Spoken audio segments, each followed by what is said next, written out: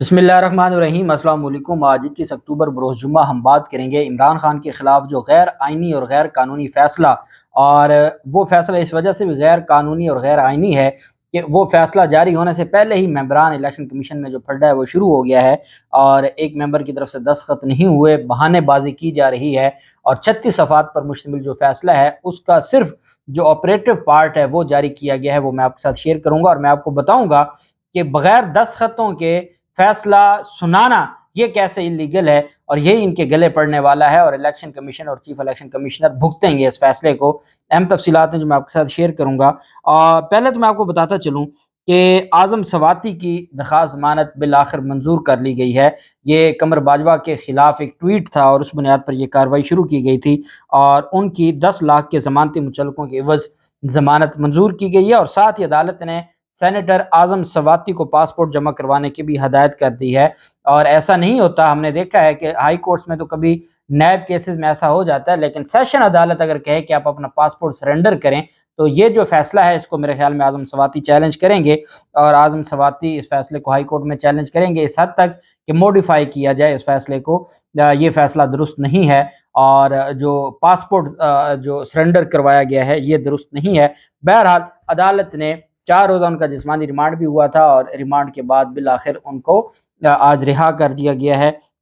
रिजवान अब्बासी ने कल दलाइल दिए थे, और मैंने आपको बताया था कि कल अगर फैसला, जब जमानत ही देनी थी तो कल फैसला सुना देते, ये 24 घंटे तो वो जेल में न रहते। लेकिन चूंकि हमारा निज़ाम दुनिया का अनोखा तरीन निज़ाम है, दुनिया में ये होता है कि अगर आपने 1 घंटा भी किसी को बिठा दिया है तो उसके ऊपर भी रियासतें, पूरी की पूरी रियासतें हिल जाती हैं, और जो रियासत के सरबराह हैं उनके ओहदे खतरे में पड़ जाते हैं कि एक शहरी को 1 घंटा गैर कानूनी तौर पर बिठाया गया है, और यहाँ पर फरमाइशी तौर पर 24-24 घंटे लोगों को रखा जाता है जेलों में। और कोई हमारे मुल्क में ना निज़ाम है, ना कोई पूछने वाला है, और कोई ज़्यादा बात करे तो फिर कहा जाता है कि जो वी लॉक करने वाले हैं वो स्कैंडलाइज करते हैं अदालतों को।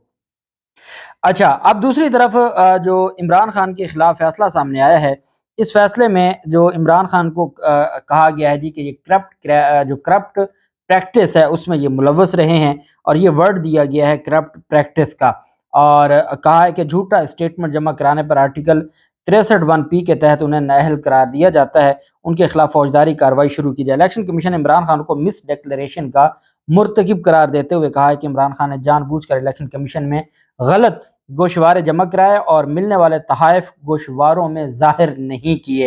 मैंने आपको बताया था कि गोशवारों में तब जाहिर किया जाता है कि जब आप टैक्स रिटर्न जमा करवा रहे होते हैं, और उस वक्त जो आपके एसेट्स होते हैं, उस वक्त जो करंट एसेट्स होते हैं वो दिखाए जाते हैं। या आपने अगर कोई चीज़ 1 माह के लिए खरीदी है और फिर आपने उसको बेच दिया है, तो वो भी क्या आपके एसेट्स में आएगा। हाँ, उसके जो अखराजात की मद में वो शो कर दिया गया, जो एक फॉर्मेलिटी या एक जो टेक्निकलिटी थी वो पूरी कर दी गई।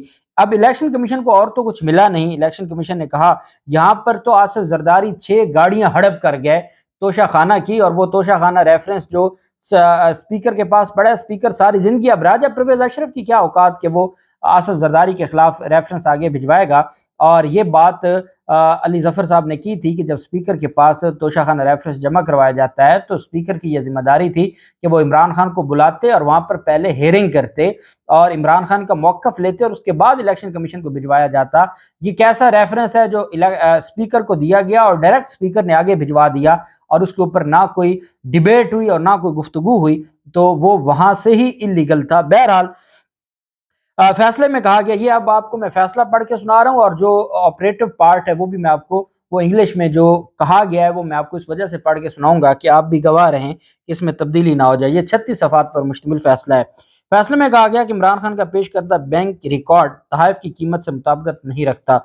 उन्होंने अपने जवाब में जो मौक़िफ़ अपनाया वो मुबहम था। उन्होंने माली साल 20-21 के गोशवारों में भी हक़ाइक़ को छुपाया है, जिसके नतीजे में उन्होंने इलेक्शन एक्ट की दफ़ात 137, 167 और 173 की खिलाफ वर्जी की है, जिसके ऊपर आप जानते हैं सेशन अदालत में एक इस्तग़ासा होगा, और ये एक फार्मेलिटी होती है। इमरान खान के खिलाफ तोशा खाना रेफरेंस की दस्तावेज के मुताबिक इमरान खान ने तोशा खाना से 14 करोड़ 20 लाख 42 हज़ार रुपए मालियत के तोहफ़ हासिल किए।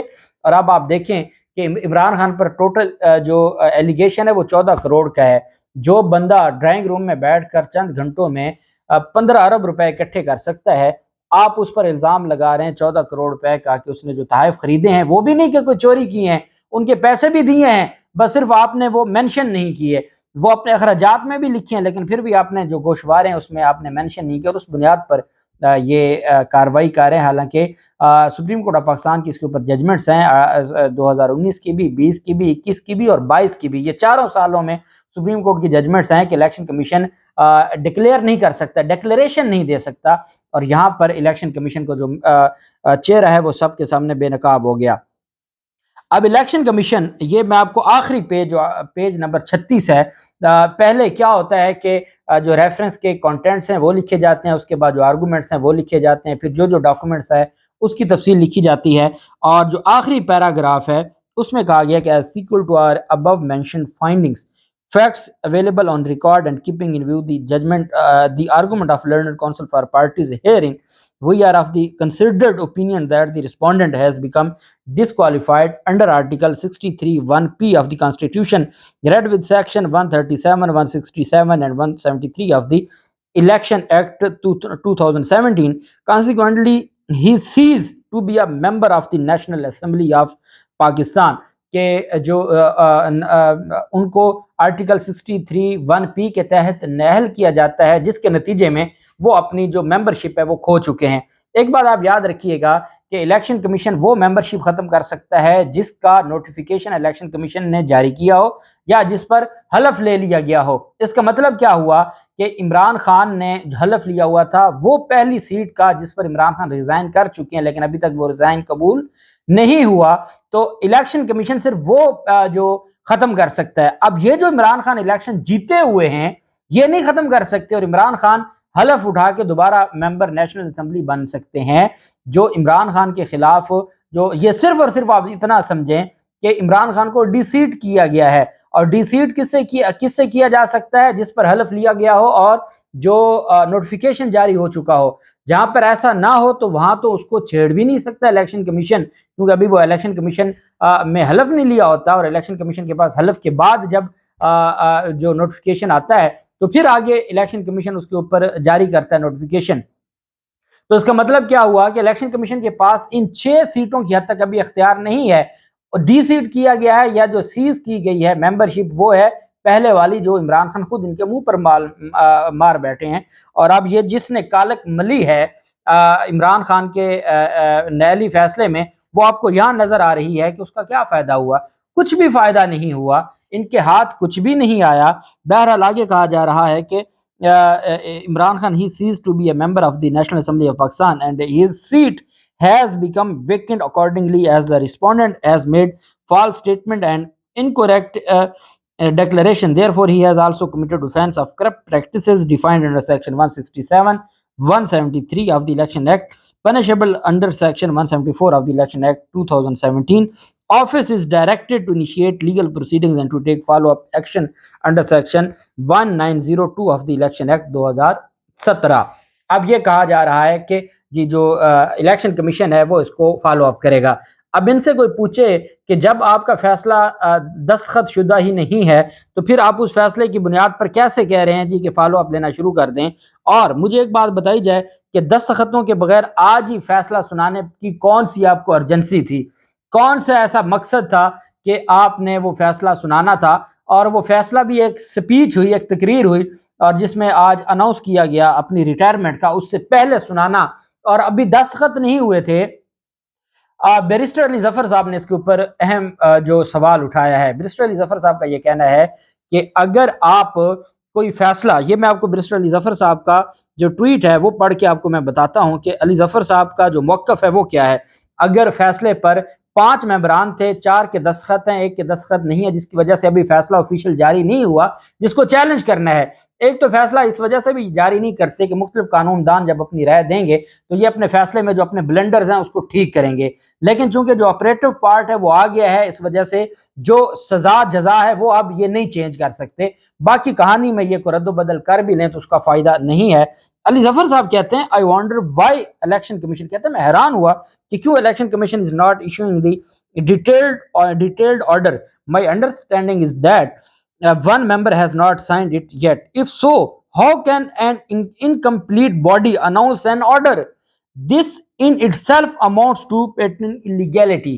वो कहते हैं कि ये बजाते खुद गैर कानूनी काम है कि जो बॉडी मुकम्मल ही नहीं थी, नामुकम्मल कमीशन कैसे फैसला सुना सकता है, जिसके बारे में ये कहा जा रहा है कि जो मेंबर है पंजाब का, जो ज़राए की खबर है वो ये है कि इलेक्शन कमीशन जो थे, जो मेंबर इलेक्शन कमीशन पंजाब हैं, वो अभी वो इस फैसले से राज़ी नहीं थे और वो इस वजह से इस पूरी कार्रवाई में शामिल नहीं हुए और उन्होंने दस्तखत भी नहीं की। इख्तिलाफ आ सकता है, हाई कोर्ट के जजेस में इख्तिलाफ आ जाता है तो उन्होंने भी, लेकिन इलेक्शन कमीशन के तर्जमान ये खबर फैला रहे हैं, ये अवाम को बताने की कोशिश कर रहे हैं कि उनको डेंगी हो गई है और डेंगी की वजह से वो नहीं जो उनके लिए पॉसिबल नहीं था कि वो साइन करते। तो जब उनको डेंगी हुई थी, अल्लाह उनको सेहत दे, आप या तो फैसला उनके पास ले जाते, साइन करवा लाते।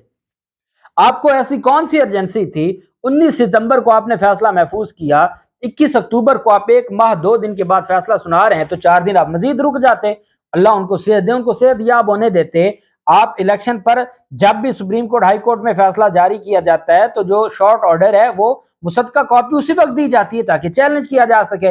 अब आपने मीडिया के जरिए कागज तो शेयर कर दिए हैं, वो फैसला तो नहीं है, साइन शुदा ही नहीं है, तो उसको चैलेंज कैसे किया जाए? यही वजह है कि पाकिस्तान तहरीक इंसाफ ने अपनी दरखास्त तो तैयार कर ली है। अब आपका फैसला, मुझे नहीं लगता कि आपका कुछ जल्द फैसला आएगा डेंगी का जो आप कह रहे हैं, तो उसका मतलब ये है कि इन्हीं जो मीडिया को तर्जमान इलेक्शन कमीशन की तरफ से जारी किए गए उसी की बुनियाद पर फिर कल स्टे हो जाएगा आपके फैसले पर। होना तो ये चाहिए था कि जो हमारी अदालतें हैं वो इसके ऊपर आज खुद नोटिस लेती, जैसे डिप्टी स्पीकर की रूलिंग पर लिया गया था। आज बदकिस्मती से पूरे मुल्क में आग लग चुकी है और लोग दुखी हैं, तकलीफ में हैं कि आप हमें कितना रुलाएंगे और आप हमें कितनी तकलीफ देंगे, आप हमारा कितना सब्र आजमाएंगे। 6 माह हो गए हैं, आपके फैसले, आपकी कार्रवाइयाँ, आपकी महंगाई का जो जुल्म है हमारे ऊपर, और फिर उस तरीके से आप हमारे लीडर को, या जिसको आवाम पसंद करती है, दोनों ज़िमनी इलेक्शंस में आवाम ने अपनी राय जिसके हक में दे दी, आप उसको कैसे नॉक आउट कर सकते हैं, या आप कैसे उसको टेक्निकली आउट करना चाहते हैं? अवाम एक गम गुस्सा है, और ये तो इमरान खान की जानिब से भी ऐलान किया गया है कि पुरअमन रहना है। उसके बावजूद अभी वो फैज़ाबाद में है और इस्लामाबाद पुलिस इस्लामाबाद के हदूद से ऐसे शेलिंग कर रही है जैसे कोई फ़लस्तीन या कश्मीर में शेलिंग हो रही हो। ये आपका असल चेहरा है, और लेकिन उसके ऊपर ना हमारे इदारे बात करते हैं, ना हमारी अदालतें बात करती हैं, ना कोई अदालतों की लाइटें जलती हैं, ना कोई चीफ साहब गाड़ी पर सुप्रीम कोर्ट की तरफ निकलते हैं। तो फिर ये चीज़ें, अच्छा जो मज़े की बात, कामरान खान का ट्वीट पढ़ के मैं आखिर में आपसे इजाज़त चाहूँगा। वो कहते हैं इलेक्शन कमीशन ने आज इमरान खान फैसले में ज़बरदस्त गुगली फेंकी है।